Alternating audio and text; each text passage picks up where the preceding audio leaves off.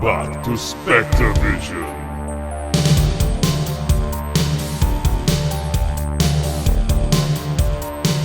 This week,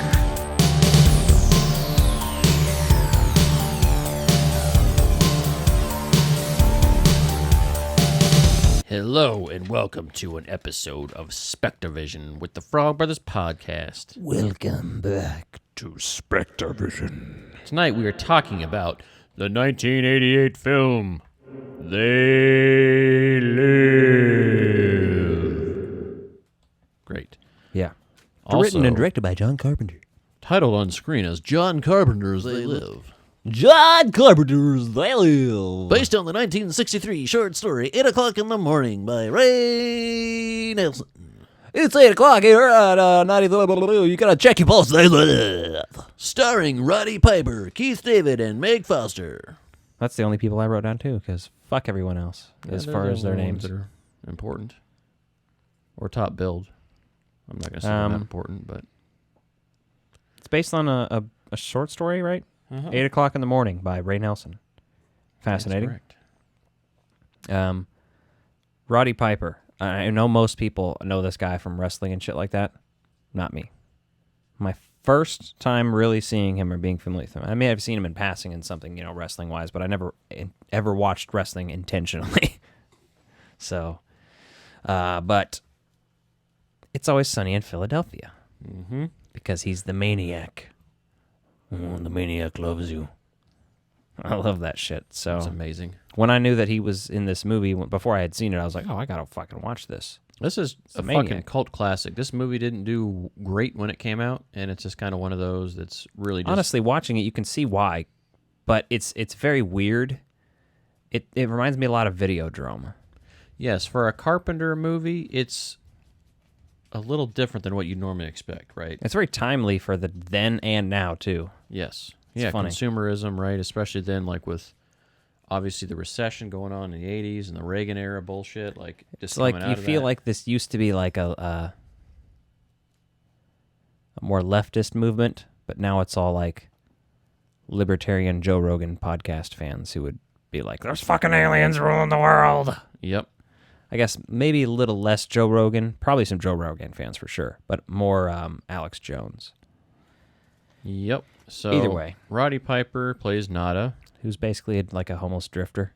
Yeah, and for a homeless guy, he looks great. And then the thing is, Right? like, at the beginning of the movie, he comes in just with his backpack, and he's like, yeah, all the banks closed up in Colorado, so I'm out here now. And I'm assuming they're just in L.A., right? That's kind of how it looks like they set it up. So kind of the beginning of this movie is like very straightforward. You have no idea what to expect. And I would love to see what the original trailer for this looked like. I've never watched it, but I would just love to see how they pitched it. Yeah, I love all the TV ads and stuff that they show during this, like the content of them and stuff just for the nostalgic value, honestly. I can tell that's why I like them, but it's that interesting time period, 1988, where like some of my favorite movies exist from like 1985 to 1994.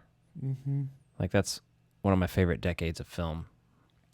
There's so many good things in this movie, and this isn't your typical like horror movie. It's, sci-fi. Yeah, it's not really horror, I wouldn't say at all. I'd say sci-fi action more than thriller, right? There's some thrilling moments, but it's not a thriller overall. You could make a thriller out of this movie.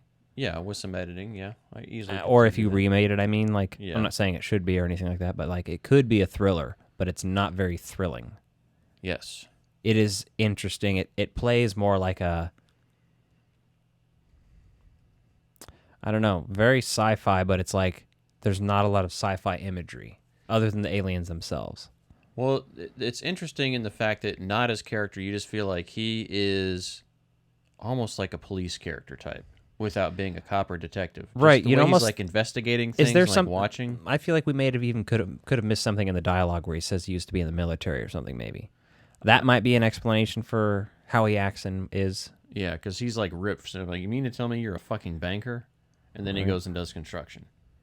So that makes sense, but I mean, obviously you get what work you can get at that point. Yeah. So. And then we see the glory shot after he gets his construction job.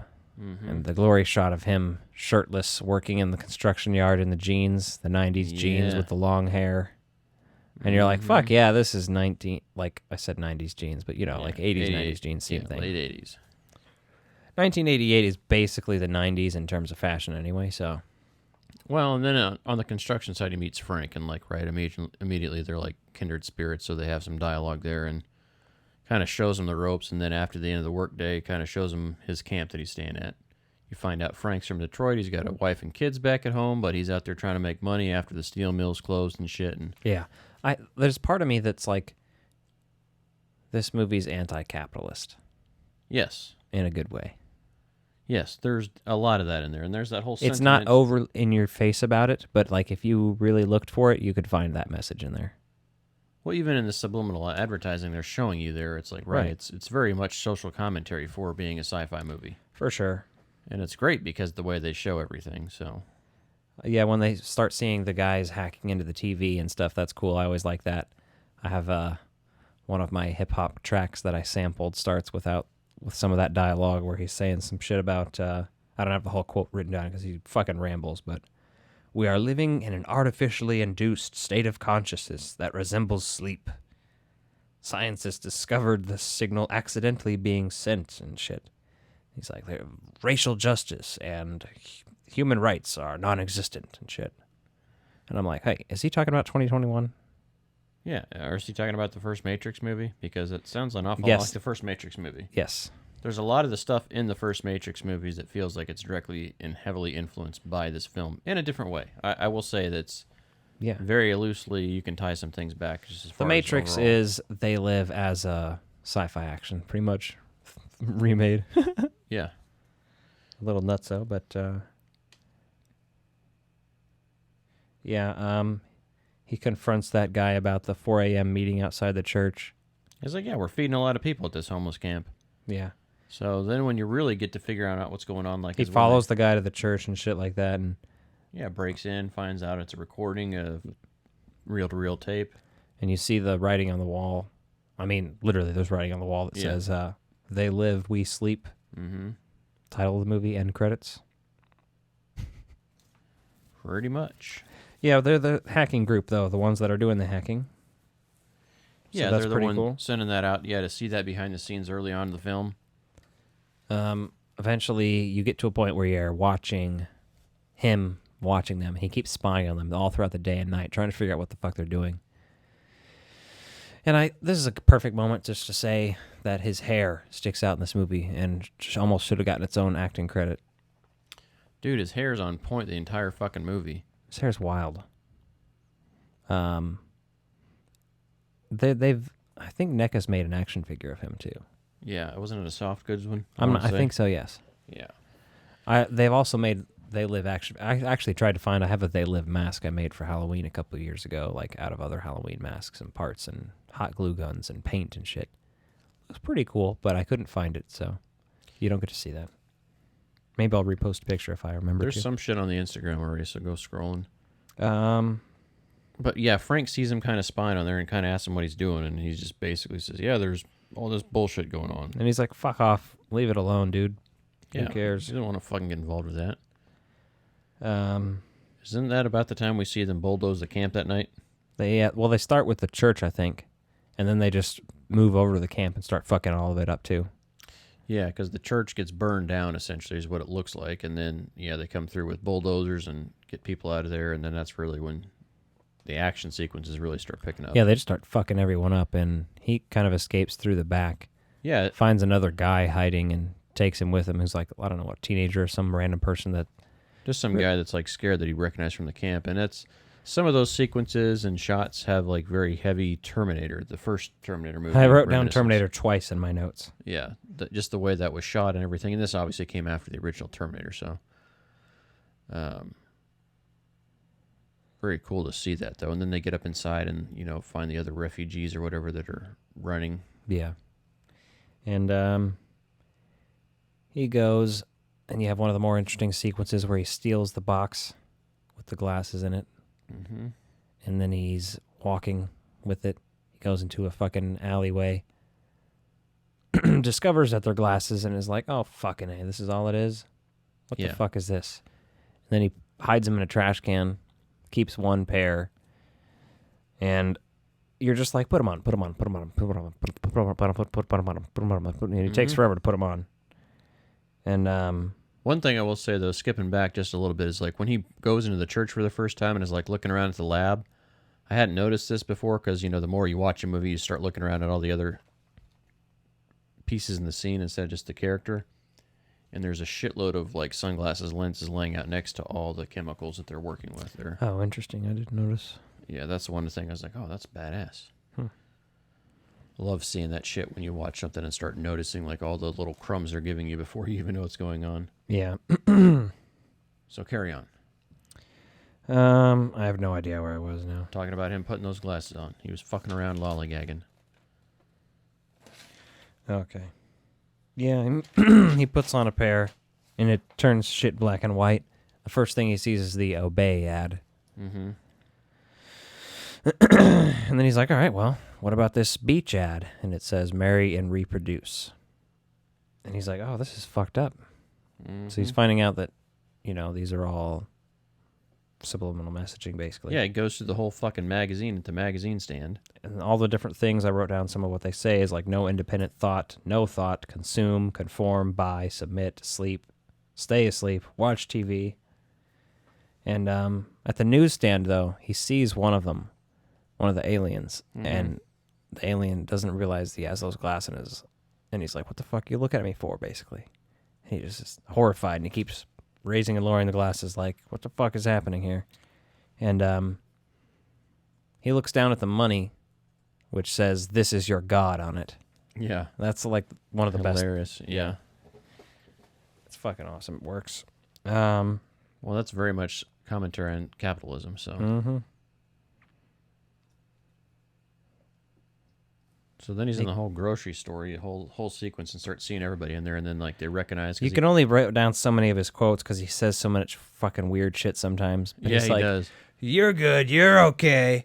You're fucked up. Yeah. Well, he looks at the one lady and basically calls her ugly.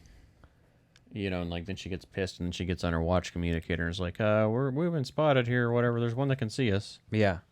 This escalates very quickly to him then getting a bunch of guns. Yes. And going to a bank. Well, going to the bank after the cops come to pull him over after he's out of there walking. He kills 2 of the alien cops and then moves on and is walking down the street, and he's trying to get away from one of the little spaceship craps that he shoots after he shoots one of those. One of the little ones that's like following him around. Yeah, the surveillance crafts.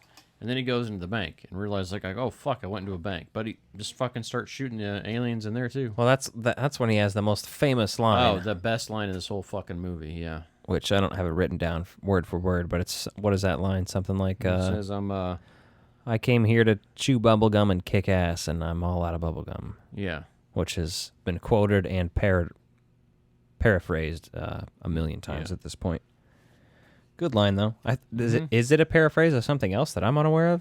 I don't know. I'm not 100% sure. I mean, it seems like it could be, but yeah, it's iconic when it was coming up. I was watching this earlier with Liz, and I told her, I was like, hey, you're about to hear one of the best lines in this entire movie. I came here to take dumps and shoot cum, and I'm all out of cum. I was like, you going to the quick stop? Yeah. Because that's, sounds like the old man in the bathroom. Yeah, you got any of the soft stuff, rough stuff gives me hemorrhoids. H3 Podcast has some sound bites for their podcast of Donald Trump, and then one of I think it's a Kamala Harris one, I guess, now that I'm thinking about it. And she says, do not come here and do this or whatever, something, but they just have it sound bite to being, do not come. And then there's one of Donald Trump responding to that, literally going, I'm going to come. So that anytime there's anything remotely sexual happening on their podcast, Donald Trump always chimes in going, I'm going to come. Well, sounds about right. Yeah, I just had to bring that up because it was ringing in my head over and over. Because I was talking about cum, I guess. Yeah, but he blasts some motherfuckers away in that bank. Yeah, he one does. of the blank tellers, he uses the shotgun and just fucking blows them out. And in black and white, it makes sense to be able to show that kind of violence because some of the most violent scenes are in the black and white. At this I point. think that's why, like, it They works. did that, Yeah. I think it was a ratings thing. Is it PG-13? Is it R? I don't even know. Probably I'm sure R. it's R, yeah. Yeah, let me look. Ain't no titties in this movie for it to be R. Ain't no bunch of cussing that I'm aware of. Is there? Did I miss out on any creative insults? No, but there's some shotgun blasting. Yeah, but like I said, you said it's black and white. Mm-hmm. So then he goes and gets with Holly, and she, of course, doesn't believe him, and then throws him out the fucking window. Yeah, well, he fucking kidnaps her. That whole sequence of her like More driving Terminator by. vibes. Yes, exactly. And he's laying low in her BMW, and she's giving off the fuck me vibes. Like she's like, I will do anything you want, whenever you want. And he's just like, no, that's not what I want. And she's like, wait a second, what are we doing? And then the TV comes on, and then yeah, she throws him out the fucking window when he's trying to see what's going on with the signal on the TV. Yeah. She just wanted some penis. I mean, you can't Maybe. shame people for what they want to do. Stockholm syndrome or whatever. Is that what they call it? Yeah. Well, then he decides to try to convince Frank. Yeah, and that's this whole fucking fight sequence is like what the whole movie is all about. Right. This is here what it. This is sequence. like the climax right here. This is where this is premature ejaculation right here. That's what this is in a movie. They blow their load right here with this because it's basically just a wrestling sequence in the street. Oh yeah. Like that's all it is, and it's fucking hilarious. It's like I'm surprised Keith David, like I'm surprised his role they didn't just cast another wrestler so they could do this more. Yeah, and he does a great job though. I mean, he's clearly got all Yeah. the moves down. So Either put on the glasses or start eating that trash can. yeah, Um. it's hilarious though because once they get through that fight sequence, it goes on. And it just carries on. It's almost like, how long is this shit gonna go on? Oh yeah, you think it's gonna end? I like 400 times. Yeah, my favorite one is like when Keith goes over and leans his head against the brick wall, and then the next thing you know, Nada comes over and starts beating his ass again. Yeah. Like they're both out of breath. And then he finally beats his ass enough that he just sticks the glasses on him. Well, they have one point he has a 2x4 and he has a glass bottle and shit. Yeah. And it's like they're about to murder the fuck out of each other. It goes on. It's like a 10-minute fucking fight in the street, and they're just like bruised and cut up, and like the back of fucking Frank's bald head, you can see like a big pink spot where like there's no skin anymore. Yeah, there's a few spots where you can tell that was done. I thought that was pretty awesome. It looked great. Yeah, because like it looks legit. Like, oh yeah, they really were fighting. It looked like a big ass skin knee on the back of the dude's head. Continuity here, though, like when they're walking down the street later, I don't think you see that, but most of the angles are from the front. Oh, yeah. I want to say so. Yeah, then he gets the glasses on him though, and he finally sees. And You weren't the first one to wake up, brother. Yeah. Brother, life's a bitch, and Like, she's where do you- back in heat. Yeah. So many fucking like one-liners in this. Then they go to that hotel room to clean up because they look like shit. They've both been beat to shit. They're dirty. They're bleeding. They're fucked up. Mm-hmm. And then cue the sex music because, yeah, they fuck. They fraught. They double Dutch rudder. They 69. get each other's butts pregnant. Yes, they very much do. We like to call that breeding. They breed each other for sure. Just like raw poundage and then emptying of, like complete emptying of those sacks. So, if you're still here. I was going to say, it's just like unloading the clip. But that's a gun reference. So. Yeah. Your gun is unloading its clip. They meet Gilbert and find out that there's a meeting tonight with the organization that's anti-alien, basically, and lets them know that they're bribing humans to be part of this shit. So humans are in on it with them. Yeah, they're basically giving him a better role in the... Yeah, power and shit. Then the police kill most of them during the meeting. Yeah, that's pretty wild. That's a fucking wild shootout there, so... Again, I wrote down Videodrome and Terminator vibes.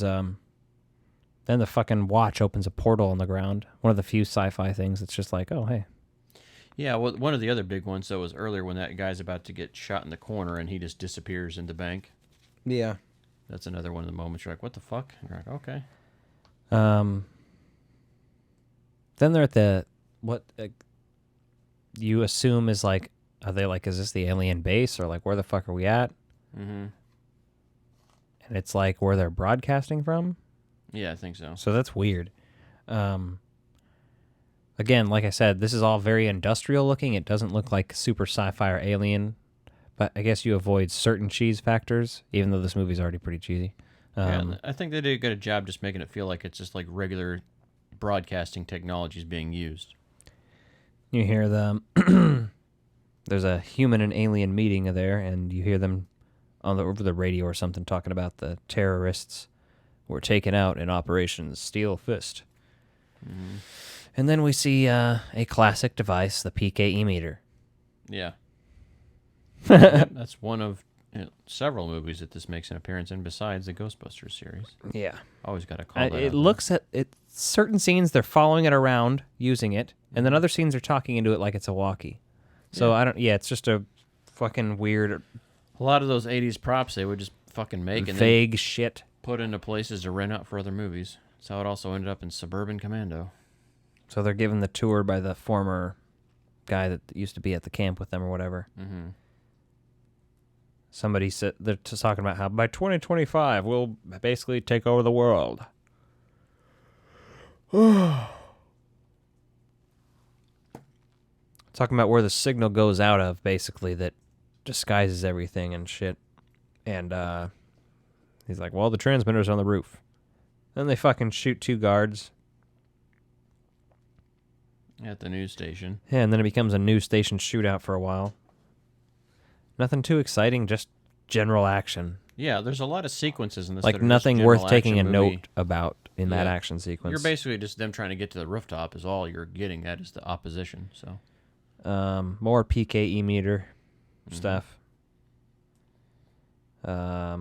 He gets to the roof with Holly and Frank. Holly kills Frank. Mm-hmm. And you're like, oh, fuck. All right, then. Yeah, well, earlier on, you get to hear her say that she's the news director or whatever for the Studio 50 something. 50, channel, yeah. I You're about to say Studio 54 as like a nightclub. And I think that's just the typical. Yeah. What either way. He shoots her and destroys the transmitter. Oh, cable 54. It is 54. All right. Yeah. And then he's too wounded and basically dies, and he flips off the fucking aliens, As he's dying, yeah. which is pretty cool. Yeah, And I like this that they don't end with like them winning, right? It's just one of those movies that just kind of lets the bad guys win. It doesn't make a big deal out of it, and it doesn't feel like you've been cheated because of it either. Well, the bad guys don't exactly win, but they don't lose. Yeah.